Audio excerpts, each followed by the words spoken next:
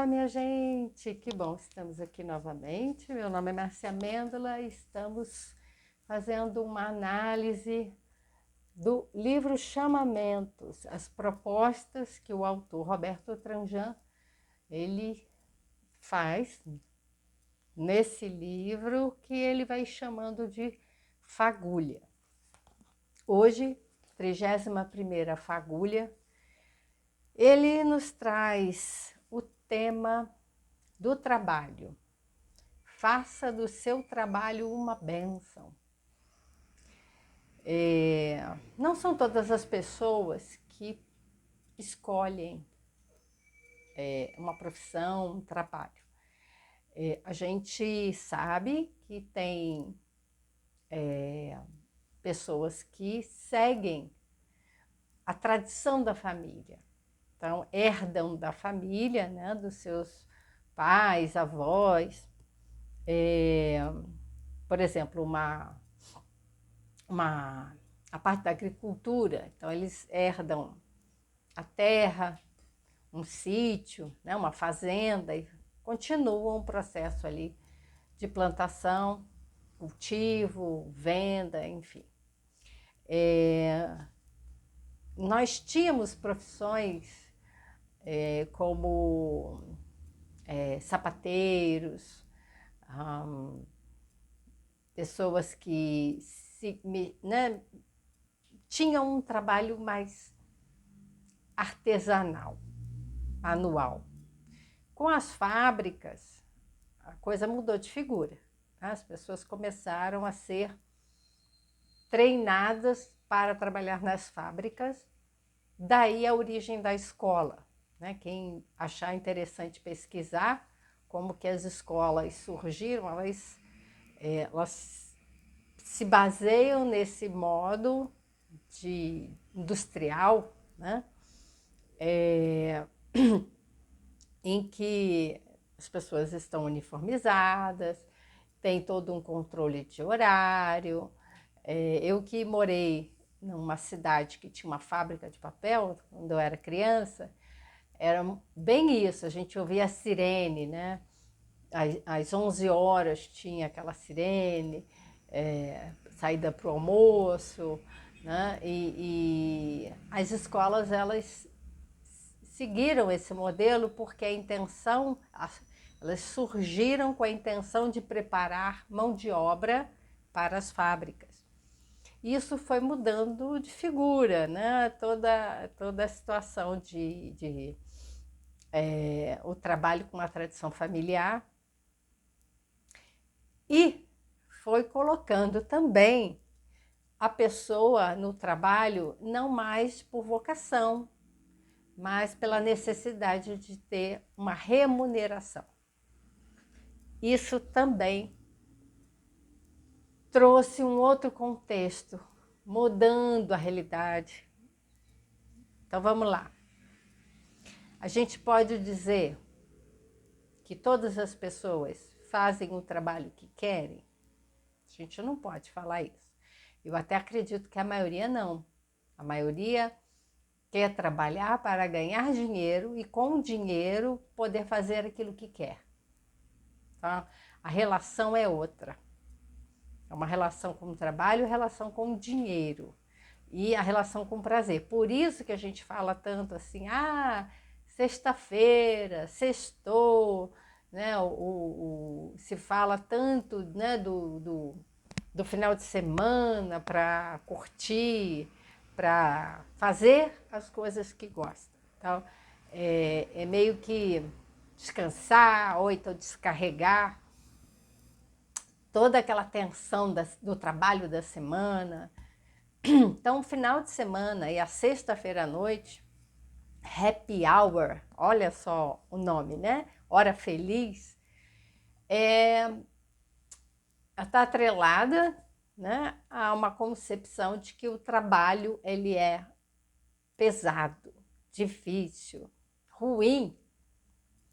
Porque se a hora feliz é sexta-feira à noite, quando eu saio do trabalho e vou ficar a noite toda curtindo e acordar tarde num sábado, né? E aí eu vou ter um final de semana para fazer o que eu quero para curtir, para ir para a praia, passear ou dormir simplesmente,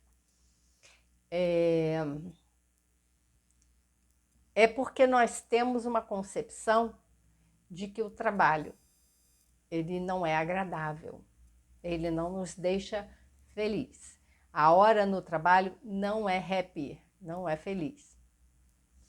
E aí ele conta a sua experiência de estar trabalhando num lugar que ele diz que trabalhou 15 anos numa instituição financeira e ele foi percebendo que aquilo não dizia respeito a ele, né? O trabalho com a intenção de ganhar dinheiro para a gente investir, aí sim, numa coisa que a gente gosta, começa, vamos dizer assim, com o jovem mesmo, né? O jovem quer a sua independência financeira, ele quer sair de casa, né, da casa dos pais, ele quer montar o seu próprio lugar né, a sua residência, né, o seu lugar de viver com ou sem alguém, né, como uma companhia, não precisa estar casado, mas pode, antigamente se saía de casa dos pais, né, da casa dos pais para se casar e ter a própria casa, a própria família. Hoje em dia a gente também já não tem mais esse cenário, a gente tem pessoas vivendo juntas, não necessariamente casadas, e cada vez mais tendo animais de estimação ao invés de crianças. Isso tudo nos remete à questão de uma nova dinâmica familiar, de nova dinâmica nas relações amorosas, né? Nas dificuldades financeiras, para também sustentar uma família e com a presença de crianças. Então, o animal também dá muita despesa e o animal dá menos trabalho com relação à criança, né? Comparativamente, um animal ele se vira mais, né? Sozinho do que a gente no cuidado com uma criança. Cuidado com a criança tem que ter alguém sempre ali com ela, então é creche, escola, enfim. Não é essa a questão aqui, mas isso permeia as relações de trabalho, porque a gente está falando de toda uma transformação na sociedade e que as pessoas elas começam a trabalhar com esse propósito de ganhar dinheiro, de ter sua independência financeira, de poder fazer as coisas que gosta. Então, não tem uma necessidade, a princípio, do trabalho ser aquele dos sonhos. Isso pode se abrir mão facilmente. Eu já ouvi isso, né? De algumas crianças, assim, o que dá dinheiro? Né? Porque já entenderam que a relação com o dinheiro, a gente pode comprar as coisas que a gente quer para fazer aquilo que a gente quer. Acontece que a gente não vai fazer isso o tempo todo. Então, eu também conheço histórias de pessoas assim, dedicadas e que buscaram fazer, conciliar aquilo que gostam de fazer como também uma forma de ganhar dinheiro. Então, história de um surfista, por exemplo, ele queria surfar. E com isso ele acabou conseguindo ter um trabalho de sucesso fazendo o quê? Pranchas. Então, ele era um designer de pranchas de surf e ele ganhava dinheiro fazendo uma coisa que ele gostava e depois ele tinha que surfar para testar ali, experimentar os seus próprios produtos, aquilo que ele ia vender. Então, ele relata essa experiência como algo de sucesso, né? Conseguir fazer essas duas coisas. Tem pessoas que gostam de dar aula e vão seguir uma profissão, né? Vão estudar, vão se dedicar cada vez mais a essa área que é acadêmica, vão estudar, né, os livros, vão dar aula e vão fazer mestrado, doutorado e seguir nessa área.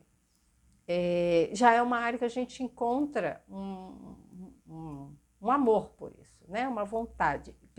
Professores de nível superior, principalmente, porque tem que fazer, né, esse percurso de mestrado, doutorado, o que exige bastante tempo, investimento, né? E o concurso. Geralmente, as universidades particulares não, mas as universidades públicas, um concurso que é bastante sério, competitivo, enfim. Então, a gente pode se perguntar, como que é a nossa relação com o trabalho? E aí o Roberto Tranjan fala disso, que ele percebeu que ele seguiu esse caminho com essa intenção, obviamente, de ter sucesso, dinheiro, poder, aí o status. Não, eu quero ser o gerente, eu quero ser o diretor financeiro de uma empresa. Ali, nós já saímos da profissão em que a pessoa se formou para um cargo. Então, a pessoa está fazendo carreira, como a gente chama, né? Fazendo carreira numa empresa, entrou como office boy, né? Começou ali o trabalhinho no escritório e tal, mais simples, como, né, adolescente ou um jovem adulto, e vai sendo promovido, vai aprendendo, e com isso vai fazendo os cursos de acordo com o trabalho. Veja que a relação agora é outra. Você não vai estudar para ter uma profissão, como eu, por exemplo, eu estudei psicologia para poder atuar como psicóloga. Eu não podia atuar como, né, como psicóloga antes de fazer. Agora eu vou fazer o curso, porque tem gente que faz isso, assim, elas se aproximam pelas práticas terapêuticas, que não precisa de um curso de psicologia, de uma faculdade de 5 anos, né? Você pode fazer, por exemplo, ser uma terapeuta, por exemplo, Reiki, fitoenergética, educadora parental, né? Eu tenho uma pós em educação parental, mas a educação parental, a pessoa, ela não é uma profissão regularizada no Brasil, né? Ainda não é reconhecida como uma profissão, então ela é uma prática atrelada a uma formação. Então eu posso estudar esse tipo de coisa, buscar esse trabalho, mas depois eu posso me interessar, por exemplo, eu vou fazer a psicologia porque eu quero, né? Eu já estou orientando ali as famílias, já estou estudando sobre isso. Então, pode haver um caminho, né, que a pessoa se aproximou e aí ela vai buscar a formação. Mas vamos lá. Numa formação de carreira, que ele está aqui, né? Ele está num trabalho, galgando ali os cargos, tendo uma carreira ali. A pessoa vai buscar os cursos para melhorar aquilo que ela faz. Então, eu como psicóloga já fiz um monte de curso, mestrado, doutorado, eu tenho 3 pós, e ainda faço mais cursos. Nesse momento, eu estou fazendo um curso sobre o uso de telas, né? As telas por crianças e adolescentes. Isso é importante para a minha profissão. Então, eu vou agregando mais conhecimento, eu vou buscando enriquecer aquilo que eu já faço. Só que é o seguinte, as pessoas começam a fazer isso e não necessariamente elas escolheram, né? Vamos dizer assim, elas querem fazer um curso de informática, um curso de... Enfim, elas não tinham, a princípio, a intenção de fazer determinado curso. Mas elas fazem porque, para que elas consigam determinada promoção na empresa, elas vão precisar ter aquele certificado, aquele diploma, aquele estudo. E elas fazem.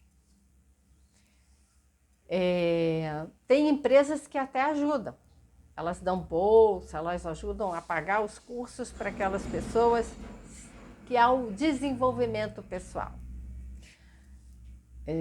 profissional, né? A pessoa vai se dedicar para poder crescer na empresa. Tudo bem, e aí ele fala o seguinte: quando ele percebeu que ele estava fazendo isso da vida dele e que o trabalho dele não era exatamente aquilo que ele gostaria de fazer a vida toda dele, ele deu uma parada. Ele falou: não, por que eu tenho que fazer esses cursos todos se eu não me interesso por eles? Do que é que eu gosto? Do que eu gostaria de fazer? Quais são as minhas características? Então, esse é o exercício que ele vai propor. As características, ele coloca aqui.